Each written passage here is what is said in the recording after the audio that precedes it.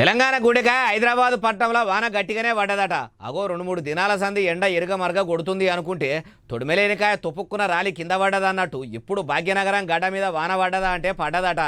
ఆ పడేదేదో పాలలే పొంట పడ్డా అయిపో పంట పొలాలు పచ్చగా పడేటి. ఆ వాన కూడా పడమన్న తావులు అస్సలు పడది, వద్దన్న తావులనే వలాంచి పడుతుంది.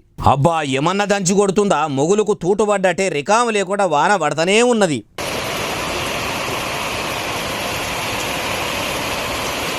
పొద్దుగలటి సందే మొగులు మెత్తబడి ఉండేసరికి పట్టవగటిలి పొట్టు 2-3 పెద్ద డల్లులు బాగానే పడ్డాయట. ఇట్లా ఇరగమరగ ఓ మలక ఊపుడు ఊపింది. పట్నం రోడ్ల మీద బండ్ల మీద పోయేటోళ్ళు బాగానే తిప్పలు పడ్డారట. మొన్నటిదాకా 4-5 దినాల సంది ముసురు పెట్టినాక మళ్ళా వానలు పడతలేవని పబ్లిక్ అనుకుంటుంటే ఇప్పుడు మళ్ళా ఇట్లా సురువైనయి. బంగాళాఖాతంలో సుడిగుండం తిరుగుడుతోని హైదరాబాద్ పట్టణాన్ని సుడిపెట్టే కాడికి వచ్చిందట. ఒక భాగ్యనగరంలోనే కాదు, ఆడాడ పెద్ద పెద్ద డల్లులు పడతాయని వాతావరణ శాఖ ఆఫీసర్లు అంటురట. అప్పుడప్పుడు వాళ్ళు చెప్తే అస్సలు వానలు పడాయి.